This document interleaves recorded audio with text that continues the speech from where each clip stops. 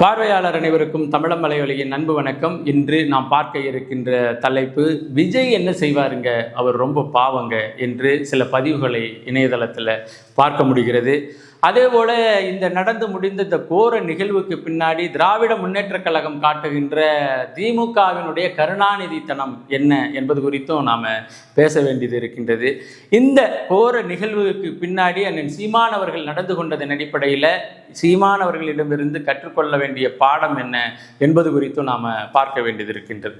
குறிப்பாக விஜய் அவர்களினுடைய பயணத்தை வீட்டிலிருந்து கிளம்பி அவருடைய வழித்தடங்களை எல்லாம் பதிவு செய்து மக்கள் சந்திப்பு வரை பதிவு செய்து ஒளிபரப்புவதற்கு பேக்கேஜாக வாங்கி கொண்டு ஒளிபரப்பு செய்த எந்த ஊடகங்களும் வழியாக நாம் கேட்ட செய்திகளும், அந்த ஊடகங்கள் வழியாக நாம் பார்த்த செய்திகளுக்கும், அந்த மருத்துவமனையில் நேரடியாக நாம் போய் பார்த்து கேட்ட செய்திகளுக்கும் நிறைய வேறுபாடு இருக்கு. இவைகள் ஒளிபரப்பிய எந்த செய்திகளும் இது நம்ம பார்த்தோம் இல்லையா, இந்த ஊடகங்கள் வழியாக ஐயோன்னு சொல்றோம் இல்லையா, அதை விட பல மடங்கு கொடூரமான நிகழ்வாக அங்கு நடந்தேறி இருக்கின்றது. உண்மையிலே இது குறித்து நம்ம, அதாவது கருணாநிதித்தனம் குறித்து, விஜய் அவர்கள் பாவம் என்பது குறித்து பேசுவதற்கு முன்னாடி அங்கே என்ன நடந்திருக்கு அப்படிங்கிறத மருத்துவமனையிலே இருந்து பார்த்த சில செய்திகளை நாம் பதிவு பண்ணிட்டு பேசுவது சரியாக இருக்குன்னு நான் நினைக்கிறேன். குறிப்பாக அண்ணன் சீமான் அவர்கள் அந்த மலைகளின் மாநாடு தொடங்குறதுக்கு முன்னாடி, அண்ணன் பேச்சு தொடங்குவதற்கு முன்னாடியே அந்த பேச்சிலிருந்து விடுபட்டு மிகப்பெரிய மன உளைச்சலுக்கு போக வேண்டிய செயலாக இந்த கோர நிகழ்வு குறித்த செய்தி மாநாட்டில் இருந்தவங்க எல்லாத்துக்கும் சேர்ந்தது. முதல்ல 10ன்னாங்க, அதன் பிறகு 19ன்னாங்க, அதன் பிறகு 29ன்னாங்க, அதன் பிறகு 39ன்னாங்க. இன்று காலை, அதாவது மதியம் நிலவரத்தின்படி 40 பேர் அப்படின்னு சொல்லி அதிகாரப்பூர்வமாக இந்த காட்சி ஊடகங்களினுடைய அந்த பிளக்கார்ட்ஸில் வந்திருக்கு. ஆனால் உண்மையான இறப்புங்கிறது இன்னும் தாண்டிய நிலையில் இருக்குது அப்படிங்கிறதையும் நாம் பதிவு செய்ய வேண்டிய பொறுப்பும் கடமையும் இருக்குது. அண்ணன் சீமான் அவர்கள் இரவு நேரத்தில் போய் எல்லாரையும் சிரமப்படுத்த முடியாது அப்படின்னு சொல்லிட்டு அதிகாலையில் கிளம்பி அண்ணன் மருத்துவமனைக்கு, அந்த அரசு மருத்துவமனைக்கு சேர்ந்தாங்க. இறங்கின உடனேயே தமிழகத்தினுடைய முன்னாள் பாரதிய ஜனதா கட்சியினுடைய தலைவராக இருந்த, அதே போல் இந்த ஆளுநராக, பொறுப்பு ஆளுநராக இருந்த தமிழிசை சவுந்தரராஜன் அவர்கள் அண்ணன் சீமான் அவர்களுடைய வண்டி நின்ற உடனேயே வேகமாக அருகில் இது மாதிரி விபத்து நடந்துருச்சு, இந்த அரசுக்கு ஒரு நோக்கமே இல்லாத போல செயல்படுது, அதாவது கேஷுவாலிட்டியில் இருக்கிறவங்கள பார்க்கணும், காப்பாற்றணும், அது ரொம்ப ரொம்ப முக்கியம். அதே நேரத்தில் இறந்து போனவர்களினுடைய அந்த சடலங்களை கூராய்வு செய்து வெளியேற்ற வேண்டிய பொறுப்பும் கடமையும் இவர்களுக்கு தானே இருக்கு. ஒருத்தரை கூட இவங்க கண்டுக்காம விட்டுருக்குறாங்க. செத்து போனவங்களே செத்து போனவங்களா, அதுக்கு பிறகு அதை அவர்களுக்கு செய்ய வேண்டிய மரியாதைகள்லாம் இல்லாமல் போனது போல நடந்துக்கிறாங்க. நான் ஏற்கனவே சொல்லியிருக்கிறேன், இன்னும் சொல்ல போனால் அங்கே சிகிச்சையில் இருக்கிறவங்களுக்கு ஒரு சரியான சிகிச்சை முறை கொடுக்கல. நான் மருத்துவராக அதை அணுகி பார்த்த வகையில் சொல்கிறேன், இதை நீங்கள் மறுபடியும் வலியுறுத்தி சொல்லிட்டு வாங்க அப்படின்னு சொல்லிட்டு அவங்க கடந்து போகிறாங்க.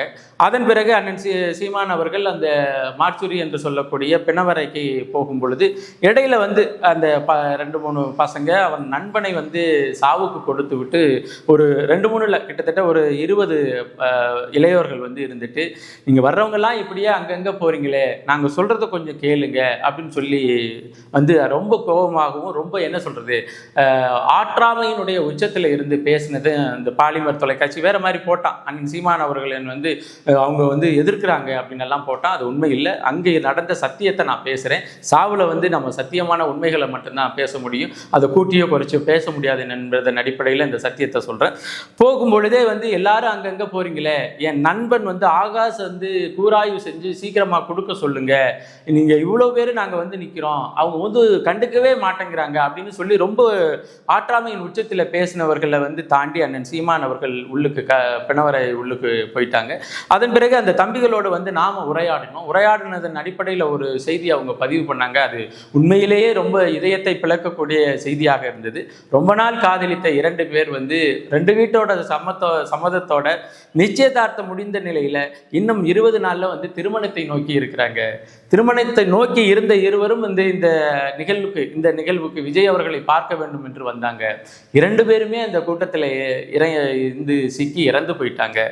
இறந்து போன ஒருத்தரை, அதாவது பெண்ணை மட்டும் சீக்கிரமாக கூராய்வு செய்து அனுப்பிட்டாங்க. ஆனால் அந்த சம்மதத்தில் இருக்கின்ற அவன் வந்து சம்மதம் முடிஞ்சிருச்சு, நிச்சயதார்த்தம் முடிஞ்சிருச்சு. நிச்சயதார்த்தம் முடிஞ்சிச்சுனாலே வந்து கணவன் மனைவியாக கருதப்படும். அப்போ இந்த ஆகாஷ் என்கின்ற இந்த பையனையும் உடனடியாக நீங்கள் கூராய்வு செய்து கொடுத்துட்டீங்கன்னா, அந்த கூராய்வு செய்த அந்த உடலை எடுத்துகிட்டு போய் 2 பேரையும் சேர்த்தேனாலும் நாங்கள் புதைச்சிருவோம் அப்படின்னு சொல்லி அந்த நண்பர்கள் கதறிய கதறல் வந்து இன்னும் அந்த நம்ம நெஞ்சுக்குள்ளேயே இருக்கின்றது. அதன் பிறகு வந்து அவர் யாருன்னு கேட்டுட்டு போய் அண்ணன்கிட்ட சொல்லி அண்ணன் வந்து அங்கே இருக்கின்ற அதிகாரிகிட்ட சொல்லி உடனடியாக ஆகாஷ் என்கின்றவருக்கு கூராய்வு முடித்து அவர்களை கொண்டுட்டு வந்து வெளியில் நின்று, இப்போ நீங்கள் ஒரு காணொலியில் பார்த்துருப்பீங்க, ஏன்டா சொல்ல கேட்காம போனேன்னு ஒரு அம்மா கட்டி பிடிச்சிட்டு அண்ணனை பக்கத்தில் வச்சுக்கிட்டு அழுகும் இல்லையா, அந்த பையன் பேர் தான் ஆகாஷ். நான் சொன்ன நிகழ்வுக்கு, அந்த கதைக்கு, அந்த விரைவில் திருமணத்தை எதிர்நோக்கி இருந்த தம்பியினுடைய மரணம் இப்படி தான் அங்கே இருக்குது. அதன் பிறகு உள்ளுக்கு போய் பிணவரையில் இருக்கிறவரெல்லாம் பார்த்துட்டு வந்து என்ன சொல்கிறது, வணக்கம் செலுத்திட்டு அதன் பிறகு நேராக வந்து கேஷுவாலிட்டி அவசர சிகிச்சை பிரிவில் இருக்கிறவங்கள போய் பார்க்குறதுக்கு அண்ணன் உள்ளுக்கு போயிட்டாங்க. நம்ம வந்து பெரிய நெரிசலான இடத்துல நம்ம போக வேண்டான்னு வெளியில் இருக்கும் பொழுது தான் அங்கே நடந்த செய்திகள் ஒன்றாக நம்ம காதில் வந்து விழ ஆரம்பிக்குது. என்ன ஆரம்பிக்குதுன்னா, அங்கே இருக்கின்றவர்கள் அந்த இடத்துல வந்து ஜெனரேட்டர் மேலே ஏறி குதிச்சுட்டாங்க. இங்கே வந்து இவங்க சொல்கிற மாதிரி இந்த அரசு வந்து கரண்டை கட் பண்ணிடுச்சு, அதனால வந்து இந்த நிகழ்வு நடந்துருச்சுன்னு சொல்லியிருக்கிறாங்க. அது உண்மை இல்லைங்க. அதாவது எந்தவித பொது நிகழ்ச்சிகளுக்கும் அவங்களே ஜெனரேட்டர் வச்சு தான் நிகழ்ச்சி நடத்தணுங்கிறது வந்து எல்லாருக்கும் உள்ளது தான். அப்படியே தமிழக வெற்றி கழகத்தினுடைய இந்த நிகழ்வுக்காக 2 ஜெனரேட்டர் வைத்து வந்து மின்சார விநியோகம் நடந்துகிட்டு இருந்தது. அப்போ அந்த 2 ஜெனரேட்டர் மேலேயும் இவங்க ஏறி குதிச்சதுனால அங்கே வந்து மின்சாரம் இல்லாமல் போயிருச்சு. அதன் அடிப்படையில் வந்து இந்த நிகழ்வு நடந்துருச்சு. இன்னும் சொல்ல போனால் மருத்துவமனைக்கு வந்து இறந்தவர்கள் போக அந்த அந்த சாக்கடை குழிகள் இருக்கு இல்லையா, அங்கிருந்து 2 நபர்களை வந்து காலையில் தான் காவல்துறை மீட்டு வந்து கொண்டுட்டு வந்திருக்கு அப்படின்னு சொல்லியிருக்கிறாங்க. அதையும் தாண்டி இன்னொன்று என்ன சொல்கிறாங்க அப்படின்னா, இப்போ 39 தானே சொன்னாங்க. இப்போ 40வது ஒரு உயிரிழப்பு வந்து மதியம் வந்து ஒரு 11 மணிக்கு 12 மணிக்கு அப்புறம் வந்து அப்டேட் நடந்திருக்கும். அதில் என்ன நடந்திருக்குன்னா, நேற்று வந்து மூச்சு திணறல் என்பதன் அடிப்படையில் சேர்க்கப்பட்ட பிறகு சிகிச்சை அளிக்கப்பட்டு பரவாயில்லங்கிற நிலையில் வீட்டுக்கு போனவருக்கு மறுபடியும் மூச்சு திணறல் வந்து அவரை வந்து அவசரமாக கொண்டுட்டு வந்து விடும் பொழுது அவர் இறந்து போயிட்டார். அவர் தான் அந்த 40வது நபராக கவின் என்ற பெயரை வச்சு போட்டிருப்பாங்க. கவின் என்றவர் நேற்றையே சிகிச்சை முடிஞ்சு சரி நல்லா இருக்கு என்னட்டு வீட்டுக்கு போனவர் மறுபடியும் வந்து மூச்சு திணறல் அதிகமாகி இறந்து போயிருக்கிறாரு. இதையெல்லாம் தாண்டி பக்கத்தில் வந்து பக்கத்து மாவட்டமாக இருக்கின்ற சேலம், அந்த பக்கத்து நாமக்கல், இது எல்லாத்துலேயுமே நேற்று வந்து இங்கேருந்து மயக்க நிலையில் போன பல பேர் வந்து மூச்சு திணறலின் அடிப்படையில் இறந்து போயிருக்காங்க அப்படின்னு சொல்லி செய்திகள் வந்த வண்ணம் இருக்குது. இப்போ இந்த செய்திகள் எல்லாம் இந்த பேக்கேஜ் வாங்கி ஒளிபரப்புன யாருமே வெளியில் கொண்டுட்டு வரலை, வெளியில் இது குறித்து பேசலை. இதில் என்ன நடந்திருக்கு அப்படின்னு சொன்னால், அதாவது ஏற்கனவே ஒரு லேயர் இருக்குது, அந்த லேயர் மேலே காலை வச்சு இன்னொரு லேயர் ஏறுது, இன்னொரு லேயர் அதாவது மனிதர்களை சொல்கிறேன், லேயர்னு சொல்ல வேண்டிய அந்த துப்பாக்கிய நிலைக்கு கொண்டு வந்து விட்டுட்டாங்க. ஒரு லேயர் அடுத்த லேயர்னு ஏறி கீழே உள்ளவர்கள் வந்து பாதிக்கப்பட்டிருக்கிறாங்க. அதுலேயும் எல்லாம் வந்து புதிய தலைமுறையில் ஒரு கட்டிங் போட்டிருந்தா, உண்மையிலேயே ஒரு பிள்ளையை பெற்ற தகப்பனாக அந்த காட்சிகளை உங்களால் பார்த்து கடந்து போகவே முடியாது. அதாவது மனைவி கிட்ட பிள்ளையை விட்டு, அந்த மனைவி வந்து ஊமை, வாய் பேச முடியாத மனைவி, பிள்ளையோட வீட்டில் விட்டுட்டு இவன் வந்து வேலைக்கு போயிடுறான்.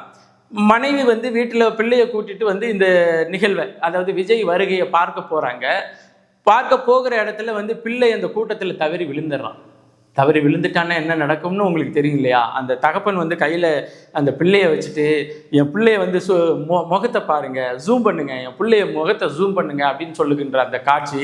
அதே போல் வந்து அவன் வந்து இன்னும் சொல்ல நினைக்கிறான், இங்கே வந்து எல்லாரும் இருக்கிறாங்க, என் பிள்ளைய வந்து சொல்லக்கூடாத அந்த இடத்தின் வழியாக குடல் வந்து வெளியில் வந்துருச்சு, அதெல்லாம் என்னால் பதிவு பண்ண முடியலை அப்படின்னு சொல்லிட்டு அந்த தகப்பனாக வந்து ஒரு பதிவு பண்ணுறான். என்ன பதிவு பண்ணுறான்னா, தயவு செய்து என்ன மாதிரி என் பிள்ளையை விட்ட மாதிரி யாரும் தான் பிள்ளையை விட்டுடாதீங்க அப்படின்னு சொல்லி பதிவு பண்ணுறான்.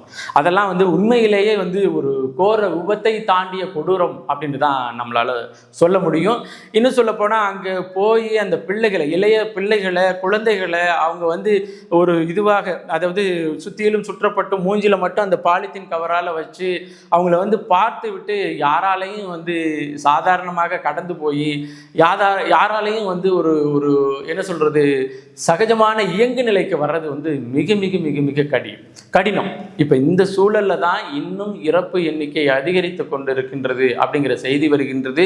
எனக்கு தெரிஞ்சு எல்லா அரசியல் கட்சி தலைவர்களும் வந்து பார்த்துட்டு போயிருக்காங்க. இன்னைக்கே வந்து அண்ணன் சீமான் அவர்களுக்கு முன்னாடி அண்ணாமலை, பின்னாடி இந்த தமிழிசை சவுந்தரராஜன் அவர்கள், அதன் பிறகு ஜி.கே. வாசன், அதன் பிறகு நிறைய பேர் வந்துட்டாங்க. இது மாதிரி நிறைய பேர் வந்துட்டாங்க. சரி, எல்லாம் வந்துட்டாங்க, அவங்களுடைய வருத்தங்களை பதிவு பண்ணிட்டு போயிட்டாங்க.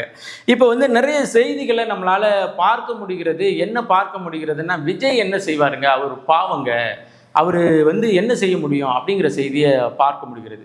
உண்மையிலேயே இது போன்ற செய்திகளை எழுதுகிறவர்களை வந்து நம்ம என்ன சொல்றது அப்படின்னு தெரியல, என்ன சொல்றதுன்னு தெரியல. ஏன்னா அதாவது ஒரு லாரி டிரைவர் இருக்காங்க இல்லையா, லாரி டிரைவர் வந்து வேகமாக ஓட்ட தெரியாமல் ஓட்டிட்டு போய் ஒரு ஜன நெரிசல் உள்ள இடத்துல வந்து தன்னுடைய வாகனத்தை மோதி விட்ட பிறகு எழுந்திருச்சு ஓடிடுவான் இல்லையா. ஐயோ இவங்க மாட்டிக்கிட்டா சிக்கிட்டா கொன்னுடுவாங்களோ அப்படின்னு ஒரு பயத்தில் எழுந்திருச்சு ஓடி போயிடுவாங்க இல்லையா. அது மாதிரி ஓடியவர் தான் நடிகர் விஜய். உண்மையிலேயே நடிகர் விஜய் அவர்களுக்கு எந்தவித அடிப்படை அறிவுமே தெரியாது, அரசியல் அறிவும் இல்லை. ஒரு ஒரு கூட்டம் கூடுது, ஒரு மாநாடு நடத்தணும், ஒரு மக்கள் சந்திப்பு நடத்தணும் அப்படிங்கிற எந்த அடிப்படை அறிவுமே கிடையாது. எந்தவித அடிப்படை அறிவும் இல்லாட்டினா கூட பரவாயில்ல, ஒரு குறைந்தபட்ச மனிதாபிமானம் அப்படிங்கிற ஒரு மனிதாபிமானம் இருந்திருந்தா அவர் வந்து நேற்று கரூரை விட்டு விலகி இருக்க மாட்டார். யார் அவர்னு இல்லை, யாரோ இருந்தாலும், யாரோ இது நம்மளை பார்க்க வந்து நம்ம வீட்டுக்கு வந்த ஒரு விருந்தாடி நாம் என்ன சொல்லுவோம், சாப்பிட்டுட்டு போயிட்டு ஊருக்கு போன பிறகு எனக்கு ஃபோன் பண்ணி சொல்லுங்கள், நீங்கள் ஊருக்கு வந்து சேர்ந்துட்டீங்கன்னு சொல்லுங்கள் அப்படின்னு சொல்கிறோம் இல்லையா நம்ம வீட்டு உறவினரா. நான் வந்து உங்கள் விஜய் உங்கள் வயசை உயிரென்ன வாரேன்னு சொல்லிக்கிட்ட ஒரு ஆள் ஒரு 50 பேர் செத்து போயிட்டாங்கன்னு தெரிஞ்சு நீங்கள் வந்து திருச்சி விமான நிலையத்தை வரும்பொழுது 2.25 மணி நேரத்தில் வர்றீங்க, போகும்பொழுது 40 நிமிஷத்தில் போய் திருச்சி விமான நிலையத்தை நடந்து நீங்கள் வந்து 28 நிமிஷத்தில் சென்னைக்கு போயிட்டு, சென்னைக்கு போய் நீங்கள் என்ன பண்ணியிருக்கிறீங்கன்னா, எங்களுக்கு இதயம் நொறுங்கிய நிலையில் இருக்கிறேன் அப்படின்னு சொல்லிட்டு. எனக்கு உண்மையிலேயே வெறித்தனமானது என்னன்னா, நீ இங்கேருந்து ஒரு பதிவு போடலை, சென்னைக்கு போய் ஷேப்பாக என்ன சொல்கிறது, பாதுகாப்பாக பனையூர் பங்களாவில் உட்காந்துக்கிட்டு நீ என்ன பண்ணுற, இதயம் நொறுங்கிய நிலையில் இருக்குங்கிற. நீ எல்லாம் உனக்கெல்லாம் என்ன அரசியல் கேடுங்கிற, உனக்கு எல்லாம் என்னத்துக்கு அரசியல் அப்படிங்கிற. தனக்கு இருக்கின்ற அதிகப்படியான ஒரு புகழ் வெளிச்சத்தை மார்க்கெட்டிங் பண்ண ஒரு தற்குறியினுடைய தற்குறியை செய்த விபத்தாக தான் நம்ம பார்க்குறோம். ஏன் இதை நான் அவ்வளோ கடுமையாக சொல்லணும்னு நினைக்கிறேன்னா, உனக்கு முதல் கூட்டம் கூடுது, முதல் கூட்டத்தில் வரம்பு மீறி உன்னுடைய ரசிகர்கள் நடந்துக்கிறாங்க. நீ அடுத்த கூட்டம் கூட்டுவதற்கு முன்னாடியே என்ன செஞ்சுருக்கோம் அப்படின்னு சொன்னால், அந்த ரசிகர்களை அரசியல் மயப்படுத்தியிருக்கணும், அல்லது நீ அரசியலை விட்டுட்டு போயிருக்கணும். நான் சொல்கிறத என்னுடைய ரசிகர்கள் கேட்க மாட்டான்னா என்ன ஹைகோர்ட்டுக்கு நீ வந்து அரசியல் பண்ணுற? உன்னால் உன்னுடைய ரசிகர்களை அரசியல் மயப்படுத்த முடியாது.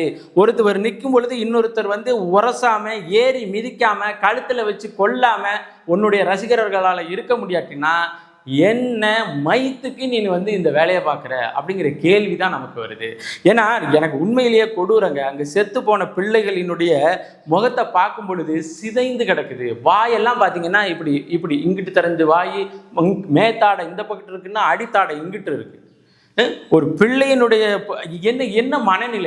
என்ன மனநிலைகிற அதை விஜய் நடந்து கொண்ட விதம்ங்கிறது வந்து ஒரு கொலைகாரன் செய்ய தயங்குகிற விதமாக நான் பார்க்குறேன். ஏன்னா அங்கேருந்து வர்ற வழியிலெல்லாம் வந்து விஜயை பார்க்கறதுக்கு கூட்டம் கூடுறாங்க. ஆனால் நாம் பார்த்துட்டு இப்படி கையை காட்டினோம்னா விஜய் நம்மளை பார்த்துட்டாரு, கையை காட்டிட்டாருன்னு அப்படியே போயிடுறாங்கன்னுட்டு நகரத்துக்குள்ளே நுழைஞ்ச உன்னையுமே ஜன்னல் வழியில் இருந்த ஷட்டரை சாத்திட்ட பிறகு என்ன நடந்திருக்குன்னா, சற்று வழியாக பார்க்க முடியல, அதனால கிட்டக்க போய் பார்ப்போன்னுட்டு கூடுன நெரிசல் தான். நான் என்ன சொல்கிறேன், அந்த இடம் வந்து ஆளுகின்ற அரசு வந்து நெரிசலான இடத்த கொடுத்ததா, என்ன மையத்துக்கு இதை ஒத்துக்கிட்டு நடத்துகிற, நீ ஹைகோர்ட்டுக்கு போ. நாங்கள் கேட்குற இந்த கோர்ட்டில் இந்த இடம் இவ்வளோ 10,000 பேர் கூடுவாங்கங்க, இந்த 10,000 பேர் கூடுவதற்கான இடத்த கொடுக்க மாட்டேங்குது. அப்போ நீங்கள் நீதிமன்றத்துக்கு போய் அனுமதியை வாங்கிட்டு நடத்தி தொலைய வேண்டியதானே. இந்த சனிக்கிழமையே நீ ஏறி வர வேண்டிய அவசியம் என்ன? இந்த சனிக்கிழமையே எதுக்கு ஏறி வரணும்? அதுவும் இந்த சனிக்கிழமை திட்டமிட்டு இருந்தது எதற்கு? சேலத்தில் சுற்றுப்பயணம். சேலத்தில் சுற்றுப்பயணம் திட்டமிட்டப்பட்ட இருந்துட்டு கரூருக்கு எதற்காக மாற்றப்பட்டது என்றால், திராவிட முன்னேற்ற கழகம் அங்கே ஒரு முப்பெரும் விழா நடத்துது. அந்த முப்பெரும் விழாவில் கூடின கூட்டத்தை விட அந்த இடத்துல உடனே நம்ம போய் கூட்டத்தை காமிச்சிடணுங்கிற அரசியலின் அற்ப வெறித்தனத்தில் உருவானது தான் இந்த விபத்து.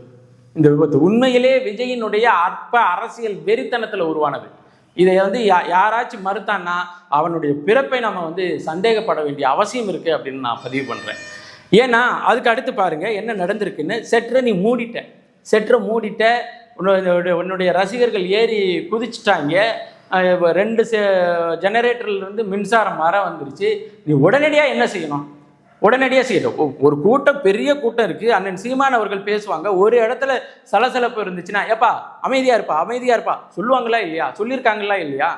அப்போது ஒரு கட்சியினுடைய தலைவனாக நீ மேலே ஏறி இங்கே கூட்டம் நெரிசலில் ஒருத்தன் செத்துட்டான்னு செய்தி வந்த பிறகு நீ பேசிக்கிட்டு இருக்கிறீங்கன்னா உன்னுடைய அக்கறை என்ன?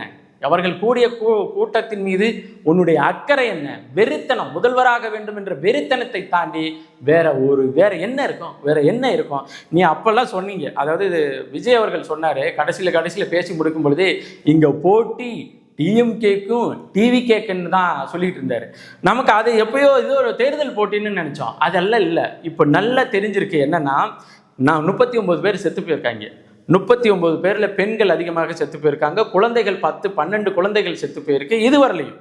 இப்போ இதில் என்னன்னா, இறந்து போன ஒவ்வொரு உயிருக்கும் 10 லட்சம் ரூபாய் திமுக கொடுக்குதுன்னா 20 லட்சம் ரூபாய் டிவிகே கொடுக்குது. இப்போ போட்டி எதுலன்னு பார்த்தீங்களா? திமுகவுக்கும் டிவிகேவுக்கும் போட்டி எதுலன்னு பார்த்தீங்களா? இதில் தான். உயிரோடு இருக்கிற ஒவ்வொருத்தருக்கும் அவன் 1 லட்சம் ரூபாங்கிறான், இவன் 2 லட்சம் ரூபாங்கிறான். இப்போ இந்த போட்டி எதற்குன்னு பார்த்துக்கோங்க. போட்டி டிஎம்கேக்கும் டிவிகேக்கும் இங்கே சொன்னதை நம்ம தான் தப்பாக புரிஞ்சுக்கிட்டோம். மக்களை கொன்று அதற்கான முதலீடு, அதற்கான நஷ்ட ஈடமாக கொடுக்கறது டிவிக்கு அதிகமாக கொடுக்குது. இது எவ்வளோ பெரிய பண்ணையார்த்தனம்! உன்னை பார்க்க வந்த உயிர்கள் 40 உயிர்கள் போயிருக்கு. நீ உண்மையிலேயே அந்த உயிர்களில் இறப்புக்கு பொறுப்பேற்று கலைச்சிட்டு போகணும். இல்லாட்டினா நீ என்ன செஞ்சிருக்கணும்? என்னுடைய தொண்டர்களை முற்றிலுமாக அரசியல் படித்து விட்டு அவர்கள் ஒருவர் மீது ஒருவர் ஏறி சேட்டை செய்யாத அளவிற்கு அவர்களுக்கு புரிதலை உண்டாக்கி விட்டு அதன் பிறகு அரசியல் கட்சிக்கு வர்றேன் அப்படின்னு சொல்லியிருந்தா நீ அரசியல் கட்சிக்காரன், தலைவன், ஒரு பாசமுள்ள நடைமுறையான மனிதன். நீ என்னன்னா உனக்கு வெறி முதலமைச்சர் ஆக வேண்டும் என்ற வெறியை தாண்டி ஒரு மயிரும் இல்லை அந்த ஆள்கிட்ட. அது ஒன்று. அடுத்து நேத்தெல்லாம் போட்டாங்க இல்லையா ட்ராமா, அது உலகமாக வச்சோம். திராவிட முன்னேற்ற கழகம் ஒரு விபத்தை வைத்து சங்கிலி திருடிட்டு போவாங்கல்ல, ஒருத்தன் விபத்தில் செத்து போயிட்டான், செத்து போனவனை காப்பாற்றணும் அப்படின்னு நினைக்கிறதுக்கு முன்னாடி அந்த விபத்தில் செத்து போனவன் கழுத்தில் சங்கிலி இருந்துச்சுன்னா, தங்க சங்கிலி இருந்துச்சுன்னா திருடிட்டு ஓடுவான்ல, அந்த கருணாநிதி தனத்தை நேற்று டிஎம்கே அரசு பார்த்துச்சு. நான் என்ன சொல்கிறேன், திராவிட முன்னேற்ற கழகத்தின் அரசு அங்கே ஒரு 10,000 பேர் கூடுவாங்கன்னு அந்த தமிழக வெற்றி கழகம் அனுமதி கேட்குது. நீங்கள் 10,000 பேருக்கு கூடுகின்ற ஒரு இடமா கொடுத்தீங்களா? சரி, நீங்கள் தான் கூடுகின்ற இடமா கொடுக்கல, நீங்கள் அதற்கு அனுமதி மறுத்திருந்தாண்ணா, அனுமதி மறுத்துடணும். மறுத்து இல்லைப்பா இந்த இடத்துல தான் பெரிய ஆட்கள் கூடுவாங்க, இந்த இடத்துல நீங்கள் போய் நின்னுங்க அப்படின்னு சொல்லி நீ அனுமதி மறுத்திருக்கணும். நீயே கொண்டு போய் நெரிசலான இடத்த கொடுக்குற. நெரிசலான இடத்த கொடுத்துட்டு ஒரு விபத்து நடைபெறுமா என்று காத்திருந்தவன் போல விபத்து நடைபெற்ற உடனேயே எல்லா அமைச்சரும் வர்றாங்க, அது தேம்பி அழுகுறாங்க. எனக்கு என்ன பெரியதுன்னா, ஒவ்வொரு நாளும் இந்த தமிழ்நாட்டில் சாராயத்தினால பல பிள்ளைங்க அப்பனை இழக்குது, நிறைய நடக்குது. அப்பெல்லாம் வராத அழுகை அந்த இடத்துல வந்திருக்கு அப்படின்னு சொன்னால், இது அந்த இலவு வீட்டில் பிரியாணி சாப்பிட்றதுடைய பழக்கம். இலவு வீட்டுக்கு போயிட்டு துக்கத்தை விசாரிக்கிறேங்கிற பேரில் பிரியாணி சாப்பிட்ற அந்த தனத்தை, கருணாநிதி தனத்தை தான் நம்மளால் பார்க்க முடிஞ்சுது. உண்மையிலேயே ஒரு அரசியல் கட்சி, அதாவது தமிழ் சார்ந்த ஒரு இனம் அறம் சார்ந்த இனம்னு நம்ம பார்த்துருக்குறோம், இலக்கியங்களில் படிச்சிருக்கிறோம், இன்னும் சில பேர் வாழ்ந்துக்கிட்டு இருக்கிறாங்கன்னு வச்சுங்களேன். ஒரு அறம் சார்ந்த இனத்தின் மக்களா அப்படிங்கிற ஒரு கேள்வி மருத்துவமனையில் நிற்கும் பொழுது ஒவ்வொரு நிமிடமும் நமக்கு வருது. அதுலேயும் அந்த இளையோர்களினுடைய முகத்தை பார்த்து விட்ட பிறகு நம்ம எந்த சமுதாயத்தில் வாழ்கிறோம், இந்த சமுதாயத்தை திருத்துவதற்காக நாம் எல்லாத்தையும் இழந்து இங்கே களத்தில் நின்று போராடிட்டு இருக்கிறோமே, இது திருத்த முடியாமா அப்படிங்கிற ஒரு பெரிய ஐயப்பாடு வருது. அதுலேயும் ஒரு அம்மாலாம் பேசியிருக்கு, வந்து என்னுடைய பிள்ளை இறந்துருச்சு, இதுக்காக நான் விஜயை குறை சொல்ல மாட்டேன்னு சொன்னால் உண்மையிலேயே அந்த பிள்ளை இறந்துருக்கக்கூடாது, அந்த அம்மா இறந்துருக்கணும் அப்படின்னு தான் நான் நினைப்பேன். அப்படி தான் நான் சொல்லுவேன். அதுலேயும் பார்த்தீங்கன்னா நாமக்கல்ல வந்து நாங்கள் தெறிக்க விட்றோம், கரூரை கதற விட்றோம் அப்படின்னு சொன்னாங்க. அவங்க கரூரை கதற விடுறோம் அப்படின்னு சொன்னது வந்து அப்போ நமக்கு புரியலை. அந்த கரூரை கதற விட்றோன்னது கரூருக்கு வர்றவங்க எல்லா பெற்றோர்களையும் கதற விட்டு இன்னைக்கு முடிச்சிருக்கிறானுங்க இந்த தற்கொலை கூட்டம். உண்மையிலேங்க இந்த இனத்தில் இப்படி ஒரு சோகம் நடந்திருக்கக்கூடாது. அதாவது இப்போ புயல் மலையில் 100 செத்துட்டு போகட்டும், போரில் வந்து 1,76,000 மக்களை நம்ம சாவ கொடுத்தோம். கண்ணுக்கு எதிராக போரில் சண்டையிட்டு சாவ கொடுத்தோம். அது ஒரு இனவெறி போருங்க. அதில் கூட ஒரு மரம் நாம் வந்து சண்டை போட்டிருக்கோம். நாம் சண்டை போட்டோம்டா, நமது இனத்தின் விடுதலைக்காக சண்டை போட்டோம்டா, சண்டை போட்ட இனத்தின் மக்களை கொன்று குவித்தான் அப்படின்னு சொல்லிட்டு போயிடலாம். ஆனால் பாருங்க, ஒரு திரை கவர்ச்சி, ஒரு நடிகனுக்காக கூடி ஒரு 50 பேர் இதுவரையும் விவரம் தெரிஞ்சு இறந்திருக்காங்க அப்படிங்கிறதெல்லாம் மிகப்பெரிய இனத்திற்கு நேர்ந்த மிகப்பெரிய கொடுமையாக தான் நம்ம பார்க்கணும். பாருங்க, இப்போ விஜய் அவர்கள் வந்து வந்திருக்கிறது 5 கோடி ரூபா பஸ்ஸு, 8 கோடி ரூபா மதிப்புள்ள வந்து தனி விமானம். ஒரு பயணத்திற்கு விஜய் அவர்கள் அந்த பயணத்திற்கு மட்டும் செலவு செய்கிற தொகை வந்து 15 லட்சம் ரூபா. ஒரு வாட்டி வந்து சென்னையிலிருந்து வந்து திருச்சி இறங்குறதுக்கு அந்த விமானத்திற்கான பயண தொகை வந்து 15 லட்சம் ரூபா, போகிறதுக்கு 15 லட்சம் ரூபா, 30 லட்சம் ரூபா. இன்னைக்கு வந்து செத்து போனவனுக்கு என்ன, ஒருத்தனுக்கு 20 லட்சம் ரூபான்னு வச்சாலும் 6 கோடி ரூபா வருது. காயம்பட்ட 100 பேருக்கு 2 லட்சம் ரூபான்னு சொன்னா 2 கோடி, மொத்தம் 10 கோடி. இவங்க வந்து 5 கோடி. என்னடா மனித இனமாடா இது, வேற எதுமாடா அப்படிங்கிற ஒரு ஆற்றோனா துயரம் வருது. இப்போ இதில் வந்து ரொம்ப பேர் வந்து அண்ணன் சீமான் அவர்களை பொறுத்தவரையிலையும் விஜய் அவர்களை கடுமையாக மேடையில் தாக்கி பேசுகிறாரு.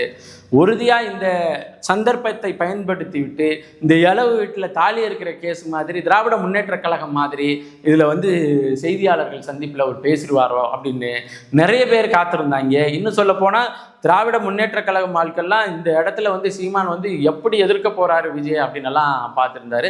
அண்ணன் மிக தெளிவாக சொல்லியிருக்கிறாரு, தம்பியை நம்ம அரசியல் மயப்படுத்தணும், தம்பி பின்னாடி இருக்கின்ற இந்த தமிழக வெற்றி கழகத்தை வந்து அவங்க வந்து அரசியல் தலைமை வந்து அந்த தொண்டர்களை அரசியல் மயப்படுத்தணும்னு நாம் போகிற போக்குக்காக சொல்லலை. உண்மையிலேயே அவர்கள் மீது அக்கறை கொண்டு தான் நம்ம சொன்னோம். அதை வந்து அவர்கள் வந்து தவறாக புரிஞ்சுக்கிட்டாங்க.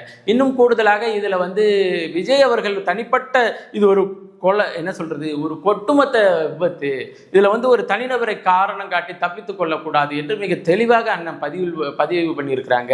அதாவது இதுல விஜய் மட்டுமே காரணம் அல்ல, ஆனா விஜய் தவிர்க்க முடியாத காரணம்ங்கிறத யாராலும் மறுப்பதற்கில்லை. இப்போ ஒரு மாநாடு போடுறாங்க, மாநாடு போடுறதுக்கு முன்னாடி ஒரு கட்சியினுடைய தலைமை அந்த மாநாடு நடக்கின்ற, இப்போ மலைகளின் மாநாடு நடக்கின்ற இடத்திற்கு கட்சியுடைய தலைமை 2 நாட்களுக்கு முன்னதாகவே எத்தனை பேர் வருவாங்க, எத்தனை இருக்கு, அவர்களுக்கு போதுமான தண்ணி வசதி இருக்குதா, கழிவறை வசதி இருக்குதா, எந்த இடத்துல மாநாடு பந்தல் இருக்குது, அதற்கான மின்சார வசதி எல்லாத்தையும் பார்ப்பதற்காக கட்சி தலைமை போய் 2 நாளைக்கு முன்னாடியே 2 பேர் அதுக்கு பொறுப்பா போட்டு பார்க்க வைக்குது. ஏன் இவ்வளோ பெரிய பொருளாதார பின்னணியில் இருக்கின்ற நடிகர் விஜய் அவர்களால் அதை செய்ய முடியுமா, செய்ய முடியாதா?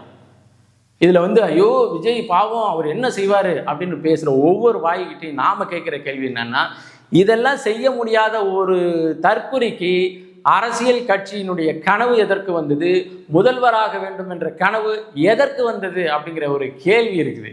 அப்போது இதிலெல்லாம் வந்து அவங்க என்ன பண்ணுவாங்க, அண்ணன் சீமான் அவர்கள் வந்து ஒரு சாதாரண அரசியல்வாதியாகவே பார்த்து ஒரு பாசமிக்க இந்த மண்ணின் மக்களை நேசிக்கின்ற ஒரு மனிதனாக பார்க்க தவறிட்டு எல்லாரும் என்ன எதிர்பார்த்தாங்கன்னா, மேடையில் சீமான் அண்ணன் வந்து இந்த விஷயத்தை தெரிஞ்சுக்கிட்டு விஜய் அவர்களை வச்சு செய்ய போகிறாரு அப்படின்னு தான் பல பேர் நினச்சிருந்தாங்க. அது அல்ல சீமான். இதுதான் வந்து உண்மையான சீமான் அவர்கள். நீங்கள் வந்து என்னத்தை தான் நீங்கள் இழிநிலையில் வந்து அண்ணன் சீமான் அவர்கள் மீது நீங்கள் காழ்ப்புணர்ச்சியோடு பேசினாலும் எது சரியோ, எது நியாயமோ, எது உண்மையோ அதை மட்டும் அரசியல் களத்தில் பதிவு பண்ணுகிறவர் அண்ணன் சீமான் அவர்கள். இதிலிருந்து நீங்கள் கற்றுக்கணும். நீங்கள் நாம் தமிழர் கட்சிக்கிட்ட இருந்து உண்மையிலேயே இங்கே இருக்கின்ற 80 வருட பாரம்பரியமுடைய திராவிட கட்சிகளும், நாளைக்கு புதுசாக தொடங்க போகிற கட்சிகளும், நேற்று தொடங்கிய தற்கொலை வெற்றி கழகமும் கற்றுக்கொள்ள வேண்டிய செய்தி என்னன்னா, அவ்வளவு கூட்டம் நேற்று மலைகளின் மாநாட்டில் அவ்வளவு கூட்டம், ஒரு பிசிறு இல்லை, ஒரு ஒரு என்ன சொல்கிறது, ஒரு சின்ன தள்ளுமுள்ளு கிடையாது. அவ்வளோ பெரிய கூட்டம். நீங்கள் ட்ரோன் ஷாட்டில் வேணாலும் பாருங்கள், கூட்டத்தையும் பாருங்கள். ஒரு சூழலியல் ஆசிரியர் போல் அந்த வகுப்பை எடுத்து அண்ணன் சீமான் அவர்கள் முடித்திருந்தார். உண்மையிலேயே அந்த மாநாடு குறித்து புலகாகிதமாக பேச வேண்டிய ஒவ்வொரு நொடிகளையும் இந்த விஜய் என்கின்ற தற்கொலை கொண்டுட்டு வந்து நிகழ்த்திய விபத்தை குறித்து பேச வேண்டிய ஒரு சூழலுக்கு மாறிடுச்சு என்கிற கவலையும் நமக்கு இருக்குது. உண்மையிலேயே அங்கே ஒரு பிள்ளைகளை பெற்ற தகப்பனாக நாம் பார்க்கறது என்னன்னா, நம்ம பிள்ளைக்கு சொத்து சேர்க்கிறோமோ இல்லையோ, நம்ம பிள்ளைக்கு டிகிரி வாங்கி டாக்டரா, இன்ஜினியரா, பொறியாளரா, இவரா மாத்திரமோ இல்லையோ, தயவு செய்து இது போன்ற தற்கொலைகளின் ரசிகர்களாக வளர்த்து விடக்கூடாது. அது ஒவ்வொரு தகப்பனாகவும் ஒவ்வொரு பெற்றோராகவும் நாம் செய்ய வேண்டிய அவசியம் இருக்கு. ஒரு அரசியல் மயப்பட வேண்டும் என்றால் உண்மையிலேயே தத்துவம் தெரிந்த இந்த மண்ணின் மக்களுக்கினுடைய தேவை அறிந்த ஒரு அரசியல் தளத்தில் நாம் போகிறத அந்த பெற்றோர்கள் ஊக்குவிக்க வேண்டுமே தவிர, ஒரு ரசிகனை சன்னல் வழியாக கையாட்டிட்டு போகிறவனுக்கு நாம் உயிரை கொடுத்து போய் நிற்க வேண்டிய அவசியம் இல்லை அப்படிங்கிறத நம்ம தெரிந்து வளர்க்க வேண்டிய அவசியம் இருக்குது. உண்மையிலேங்க நீ 8:45 கரூர் ஸ்பாட் என்று அறிவித்து விட்ட பிறகு ஒரு கட்சி தலைவன் 8:45 தான் சென்னையிலிருந்து கிளம்புறான்னா அவன் பின்னாடி திரள்வதற்கு நாம் யோசிக்கணுமா வேண்டாமாங்கிற கேள்வியை நாம் கேட்க வேண்டியது இருக்குது. உண்மையிலேயே இது கரூர்லேருந்து திருச்சி வருகின்ற ஏமூர் அப்படிங்கிற இடத்துல ஒரு கிராமத்தில் மட்டும் 7 பேர் இறந்துருக்குறாங்க. ஒரே ஒரு கிராமத்தில் 7 பேர் இறந்துருக்குறாங்க. அதே போல் ஒரு குடும்பத்தில் ஒரு அம்மா, தான் பிள்ளை, இன்னொரு பொம்பளை பிள்ளை, 3 பேர் இறந்துருக்குறாங்க. அது இறந்தவங்களுடைய படங்களெல்லாம் வெளியிட்டிருக்கிறாங்க. உண்மையிலேயே அப்படி ஒரு இறப்பு வந்துவிடக்கூடாது அப்படின்னு தான் நம்ம மறுபடியும் வேற எந்த இதுலையா இருந்தாலும், எந்த கட்சிக்காக இருந்தாலும், எதுவாக இருந்தாலும் சரி, இப்படி ஒரு இறப்பு வந்துடக்கூடாது. மூச்சு திணறல்ங்கிற முட்டா பயில்வ காலுக்கு கீழே விழுந்தவனை தூக்கி விடாமல் ஏறி மிதித்து அவன் குரல் வலையை காலை வச்சு மிதித்த பிறகு மூச்சு திணறல் வராமல் என்ன திணறல் வரும்? இவங்களால இந்த கோர விபத்தை உள்ளபடியே சொல்லுவதற்கு இவர்களுக்கு தயக்கம். ஏன் என்றால் இவங்க எல்லாம் பேக்கேஜில் வேலை செய்கிறவங்க, மனிதர்களினுடைய மனதை குறித்து கவலையற்றவர்கள். இது எனக்கு என்னன்னா, கோர விபத்தில் மோடி கொடுக்குறாரு, டிஎம்கே கொடுக்குது, ரைட்டு. ஆனால் உன் செத்த வீட்டுக்கு, உன் இளவு வீட்டுக்கு நீனே காசு கொடுத்துட்டு டிட்டு போட்டுட்டு உட்கார்ந்துருந்தீங்கன்னா இது எவ்வளோ பெரிய பண்ணையார்த்தனம், இது எவ்வளோ பெரிய கொழுப்பு, இது எவ்வளோ பெரிய என்ன சொல்கிறது, வாயில் கெட்ட வார்த்தை வந்துடுமோங்கிற ஒரு பயம் இருக்குது. உண்மையிலேயே இதிலிருந்து நாம் கற்றுக்கொள்ள வேண்டிய அவசிய பாடம் என்னென்னா, இந்த இடத்துல நாம் அரசியல் மயப்படுத்தப்படாத ஒரு தொண்டர்களை வைத்துக்கொண்டு எந்த ஒரு அரசியல் கட்சி தலைவனுக்கும் தான் முதல்வராக வேண்டும் என்ற எண்ணம் வரக்கூடாது. அப்படி வருவது எதை போலவென்றால், வண்டியை ஓட்ட தெரியாத ஒரு ஓட்டுநர் கொண்டு போய் மக்கள் திரள் இருக்கின்ற இடத்துல கொண்டு போய் மக்களை ஏற்றி கொண்டு விட்டுட்டு தப்பிச்சு ஓடுகின்ற ஒரு நிலைமை தான் ஏற்படும். அந்த நிலைமை தான் இன்னைக்கு விஜய் அவர்களுக்கு ஏற்பட்டு இருக்கு.